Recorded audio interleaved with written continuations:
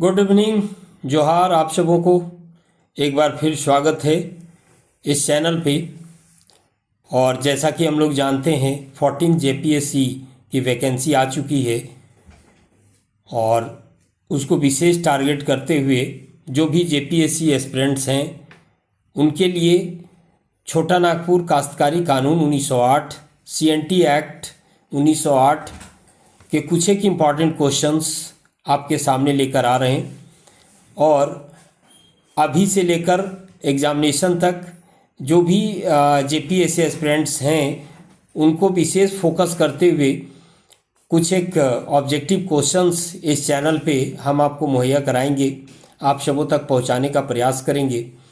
So kindly आप सब अवश्य जुड़े इस चैनल से और ये जो सीरीज स्टार्ट होगी 14 जेपीएससी को लेकर उसे देखें और इससे लाभ उठाएं। चलिए समय को बर्बाद न करते हुए सीधा सीधी क्वेश्चन पे आते हैं और जानने का प्रयास करते हैं कि सीएनटी एक्ट 1908 के तहत या इस चैप्टर से किस प्रकार के प्रश्न आएंगे आपको और किस प्रकार के प्रश्नों की आपको तैयारी करनी चाहिए। ओके, तो स्टार्ट कर रहे हैं और ये पहला प्रश्न आपके सामने आ गया। अब आप देखिए पहला प्रश्न, छोटा नागपुर 1908 के छोटा नागपुर काश्तकारी अधिनियम को लागू करने का तात्कालिक और प्रमुख कारण क्या था? तो बिरसा मुंडा विद्रोह के बारे में आप सब पढ़े होंगे, जिसे हम लोग उलगुलान कहते हैं। बहुत बड़ा विद्रोह था, 1895 से 1900 के बीच ये विद्रोह हुआ था। और या हम कह सकते हैं कि झारखंड में जिस प्रकार जनजातियों ने अंग्रेज़ों का सामना किया या अंग्रेज़ों को कड़ी शिकस्त दी, तो ये अंग्रेज़ ये सोचने पर मजबूर हो गए कि जिस तरह से भारतीय शासन व्यवस्था या भारत के अन्य क्षेत्रों में जो शासन व्यवस्था है उस आधार पे झारखंड में शासन नहीं किया जा सकता। परिणाम स्वरूप झारखंड में हम लोग देखते हैं कि नए कानून बनाए गए सिर्फ जनजाति क्षेत्र को फोकस करके। जैसे आप आज के क्लास में जान रहे हैं छोटा नागपुर सीएनटी एक्ट के बारे में जान रहे हैं, फिर आप जानेंगे संथाल परगना काश्तकारी कानून के बारे में जानेंगे, यूल रूल के बारे में जानेंगे, है ना। तो इस तरह से छोटा नागपुर को प्रशासित करने के लिए उन्होंने नए नए कानून बनाए, है ना। तो ये उनके प्रावधान को हम लोग जानेंगे और जैसा कि सिलेबस में दिया हुआ है सीधा सीधी प्रश्न इस टॉपिक से रहेगा, तो निश्चित रूप से ये जो वीडियो है वो काफ़ी कारगर होगी आपके तैयारी में, इसे आप ध्यान से देखेंगे। ओके, तो यहाँ पर हम लोग देखते हैं सीएनटी एक्ट का प्रमुख कारण है बिरसा मुंडा विद्रोह, या इस तरह के होने वाले तमाम विद्रोह थे। लेकिन यहाँ तात्कालिक कारण हम लोग देख रहे हैं, तो तात्कालिक कारण जो सबसे नज़दीक में हो वही तात्कालिक कारण है। कारण तो पहले से ही है, लेकिन तात्कालिक कारण बिरसा मुंडा हुआ 1908 में। देखो 1908 में काश्तकारी कानून लागू हो गया, है ना। नेक्स्ट देखिए, सीएनटी अधिनियम की धारा 46 के तहत आर्टिकल 46 एकदम ध्यान रखेंगे। आर्टिकल 46 के तहत उपायुक्त की अनुमति से एक अनुसूचित जनजाति का सदस्य अपनी भूमि को उसी थाना क्षेत्र के भीतर उसी समुदाय के किसी अन्य सदस्य को किस वैध उद्देश्य के लिए हस्तांतरित कर सकता है। पहला बात है कि ये जो सीएनटी एक्ट है वो गैर आदिवासी जो हैं वो आदिवासी से ज़मीन नहीं ले सकते हैं, है ना। इसी उद्देश्य से इसको लाया गया था। अब है कि आदिवासी ही मतलब एसटी को ही ज़मीन हस्तांतरित करेगा, किस उद्देश्य से? ठीक है, उद्देश्य क्या होगा? हस्तांतरित कर सकती है लेकिन किस उद्देश्य से? तो यहाँ देखो, कृषि या उत्पादक उद्देश्यों के लिए, है ना। कृषि या उत्पादक उद्देश्यों के लिए ज़मीन का हस्तांतरण कर सकती है एसटी। ठीक है, नेक्स्ट देखते हैं क्वेश्चन और जानने का प्रयास करते हैं। थर्ड क्वेश्चन देखिए, सीएनटी अधिनियम के तहत संरक्षित खुटकट्टी अधिकार का क्या अर्थ है? खुटकट्टी, है ना। खुटकट्टी देखो मुंडा जनजातियों में ये खुटकट्टी अधिकार है या खुटकट्टी कहा जाता है, मुंडा जनजाति से रिलेटेड है। और यहाँ पर देखेंगे कि जो आंसर है वो ग्रीन कलर से डार्क मैंने किया है। तो यहाँ पर देखिए, किसी गांव के मूल मुंडा निवासियों द्वारा खेती के लिए साफ और तैयार की गई भूमि को खुटकट्टी कहते हैं, खुटकट्टी। ओके, नेक्स्ट क्वेश्चन देखिए, सीएनटी अधिनियम के तहत सीएनटी अधिनियम के तहत क्या कहता है? कोई रैयत अपनी जोत को भूगत बंधक लैंड मॉर्गेज के माध्यम से, है ना, अधिकतम कितनी अवधि के लिए हस्तांतरित कर सकता है। ठीक है, मतलब कुछ एक धन की एवज में लैंड मॉर्गेज कितनी अवधि के लिए कर सकता है, तो ये 7 वर्ष के लिए। ठीक है, 7 वर्ष के लिए। और इसमें कहा गया है ना, इसमें कहा गया है, थोड़ी सी डिटेल आप जान लें, 7 वर्ष बाद ये भूमि स्वतः मालिक को वापस मिल जाएगी। ठीक है, मतलब जो भी वो धन लिया होगा, ठीक है, वो 7 वर्ष में वो चुकता माना जाएगा। यदि 7 वर्ष में वो नहीं चुका पाता है तो ये माना जाएगा कि वो 7 वर्ष में वो चुकता हो गया और ज़मीन फिर से मालिक को मिल जाएगा जिसकी ज़मीन थी। ठीक है, तो ये इस अधिनियम में प्रावधान है। नेक्स्ट बढ़ते हैं और 5th नंबर क्वेश्चन देखने का प्रयास करते हैं। 1908 का CNT अधिनियम मुख्य रूप से किस व्यक्ति के सर्वेक्षण और बंदोबस्त रिपोर्ट पर आधारित था, है ना। तो ये भी बहुत बढ़िया क्वेश्चन है आपके लिए। ये देखो यहाँ पर हॉफमैन, है ना, फादर जॉन बैप्टिस्ट हॉफमैन के ने एक व्यापक सर्वेक्षण किया जिसने इस अधिनियम के प्रावधानों का आधार तैयार किया, है ना, हॉफमैन, याद रखेंगे। नेक्स्ट देखेंगे, धारा 208 के अनुसार जब लगान के बकाये के लिए किसी काश्तकारी या जोत को बेचा जाता है तो किसे उस संपत्ति के लिए बोली लगाने या खरीदने की अनुमति होती है ना। कहने का मतलब हुआ कि मान लो किसी की जनजाति की ज़मीन है, वो लगान उसकी बकाया है, ठीक है, अब बकाया नहीं चुका पाने के कारण वो काश्तकारी या जो जोत है उसको बेचा जा रहा है, तो उसको खरीदने का अधिकार, उसको बोली लगाने का अधिकार किसको है ना। तो जिसकी ज़मीन है ना, पहला प्रायोरिटी उसी का है, वही बोली लगा सकता है, वही खरीद सकता है ना। फर्स्ट प्रायोरिटी उसी को दिया जाता है इस अधिनियम के तहत। ओके, ये चीज़ें समझिए। नेक्स्ट देखिए, निम्नलिखित में से कौन सी भूधृति विशेष रूप से उरांव जनजाति जुड़ी है और CNT अधिनियम तहत संरक्षित है, जो मुंडाओं के खुटकट्टी के समान है। जिस तरह से मुंडा में खुटकट्टी है उसी तरह से उरांव जनजाति में देखो यहाँ पर भुइंहरी है ना, भुइंहरी उसको कहते हैं। उरांव जनजाति में भुइंहरी मतलब ये उरांव जनजाति के द्वारा भी उसी तरह से साफ की गई भूमि भुइंहरी कहलाती, जैसे मुंडाओं में खुटकट्टी कहलाती है। क्लियर। नेक्स्ट देखिए, इस अधिनियम की धारा 46 ST SC और OBC के सदस्यों के लिए भूमि हस्तांतरण पर प्रतिबंध लगाती है। उपायुक्त की पूर्व मंजूरी से वे अपनी भूमि किसे हस्तांतरित कर सकते हैं, है ना। तो वो कर सकते हैं उसी जिले के निवासी को, ठीक है, उसी जाति किसी अन्य सदस्य को ये कर सकते हैं भौगोलिक सीमा के अंदर। ओके, नेक्स्ट देखते हैं हम लोग क्वेश्चन नंबर 9 लेके आते हैं। 9 देखिए क्या है। ये जो हमारा CNT एक्ट है, ये कह रहा है कि भारतीय संविधान की कौन सी अनुसूची जो CNT एक्ट को सुरक्षा प्रदान करती है ना, या न्यायिक समीक्षाओं से बचा जा सकता है। तो संविधान आप पढ़ेंगे तो वहाँ 9वीं अनुसूची में लैंड रिफॉर्म्स लॉ हैं, ये पूरे भारत के हैं और इसे अदालत में चुनौती नहीं दी जा सकती है और इसी के तहत CNT एक्ट 9वीं अनुसूची में रखा गया है। ओके, नेक्स्ट देखेंगे, CNT अधिनियम के अनुसार निर्धारित अवधि 7 वर्ष समाप्त हो जाने के बाद भूगत बंध बंधक का क्या होता है। तो मैं अभी तुरंत बताया, क्वेश्चन दूसरे रूप में यहाँ पर प्रस्तुत है। जैसे ही बंधक स्वतः समाप्त हो जाता है और भूमि बिना किसी भुगतान के बंधनकर्ता को मिल जाता है ना, ठीक है, मतलब ये समझा जाता है कि जो बंधकदार था ना, वो 7 वर्ष तक भूमि का उपयोग किया, तो भूमि का उपयोग ही ऋण की पूर्ण चुकता माना जाता है, पूर्ण चुकौती मानी जाती है, ये आपको ध्यान रखना है। नेक्स्ट देखते हैं, क्वेश्चन नंबर 11 आ जाइए। CNT एक्ट को लागू करने का मुख्य उद्देश्य क्या था, मैं बता चुका आपको। आदिवासियों की भूमि को गैर आदिवासियों के अवैध हस्तांतरण से बचाना था, है ना, अवैध हस्तांतरण से बचाना था। देखो यहाँ पर देखिए, CNT अधिनियम 1908 का मसौदा किसने तैयार किया, तो यहाँ पर ये थोड़ी सी ये क्वेश्चन रिपीटेड हो गई है ना।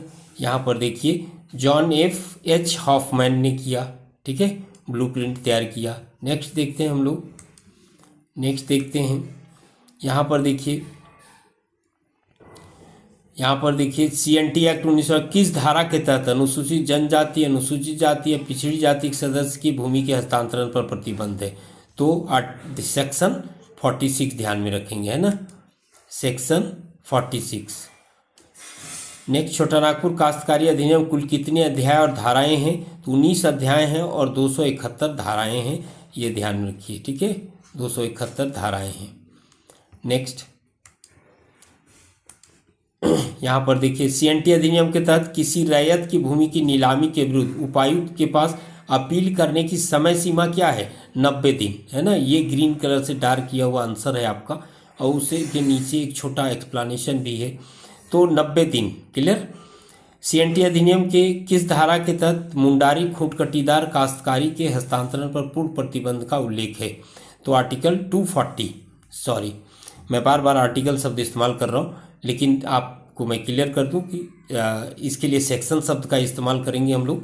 जब हम लोग संविधान पढ़ते हैं तो उसके लिए आर्टिकल शब्द का इस्तेमाल करते हैं। ओके, तो धारा 240 ये ध्यान रखेंगे। नेक्स्ट बढ़ते हैं हम लोग।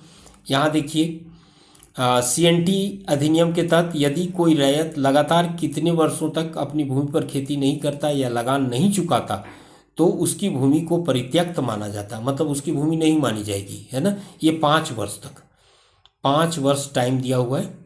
5 वर्ष तक यदि लगान नहीं चुकाते हैं, ठीक है, कोई खेती बाड़ी नहीं करते, तो वो भूमि परित्यक्त माना जाएगा।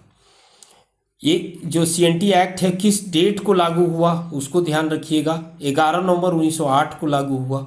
11 नवंबर 1908 को ये लागू हुआ था। ओके, नेक्स्ट देखते हैं हम लोग क्वेश्चन। सीएनटी ने कोड़कर भूमि, है ना, कोड़कर भूमि क्या है?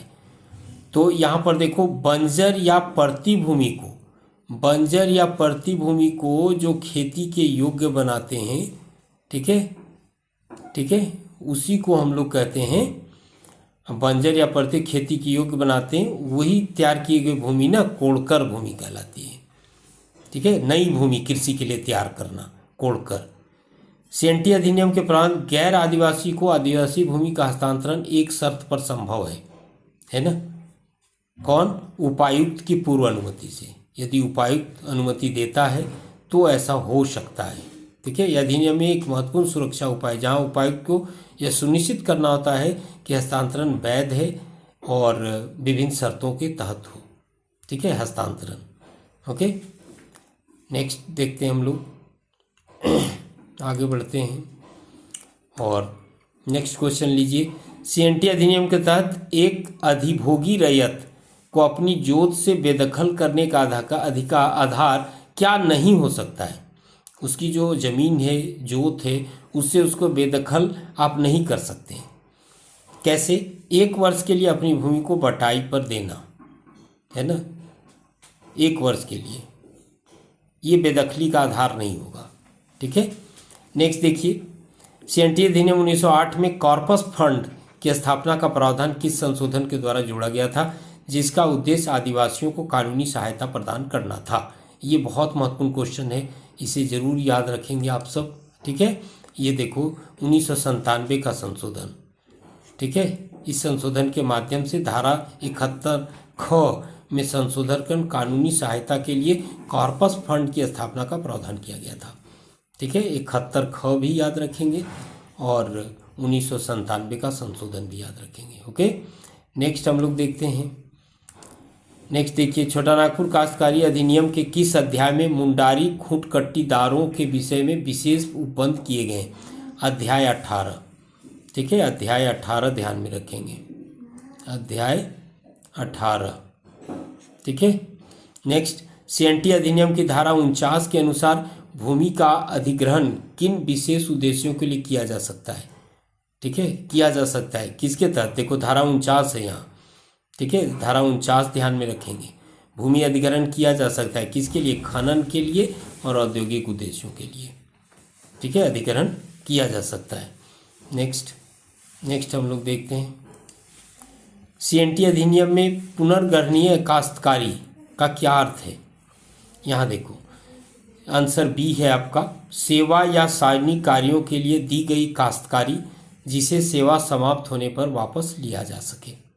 ठीक है, ये परिभाषा है। मतलब इसकी सटीक परिभाषा क्या है? जो अक्सर गांव के पदाधिकारी जैसे पाहन, महतो, है ना, को उनकी सेवाओं के बदले दी जाती है। ओके, नेक्स्ट देखिए, सीएनटी अधिनियम के तहत के पारित होने के समय भारत का गवर्नर जनरल कौन था? तो लॉर्ड मिंटो सेकेंड। ठीक है, लॉर्ड मिंटो सेकेंड थे। नेक्स्ट क्वेश्चन देखते हैं। नेक्स्ट देखिए, धारा 71A सीएनटी एक्ट की सेक्शन 71 क्लाउज ए जो उपायुक्त को अवैध रूप से हस्तांतरित आदिवासी भूमि को वापस कराने का अधिकार देती है को किस वर्ष जोड़ा गया? 1969 में, है ना। उपायुक्त वापस करा सकती है जमीन, ठीक है, 1969 में जोड़ा गया। सीएनटी अधिनियम के तहत लगान में वृद्धि के लिए भूस्वामी को किसके पास आवेदन करना होता है? तो राजस्व अधिकारी या उपायुक्त के पास, उपायुक्त के पास। ठीक है, नेक्स्ट देखते हैं हम लोग, नेक्स्ट क्वेश्चन लेते हैं। देखिए, सीएनटी अधिनियम का कौन सा अध्याय काश्तकारों के विभिन्न वर्गों को परिभाषित करता है? ठीक है, अध्याय 2, अध्याय सेकेंड, जितने भी टर्म्स हैं उसको क्लियर करता है। क्लियर, जैसे भूधारक, रैयत, ये सब जो परिभाषा है उसको क्लियर करता है।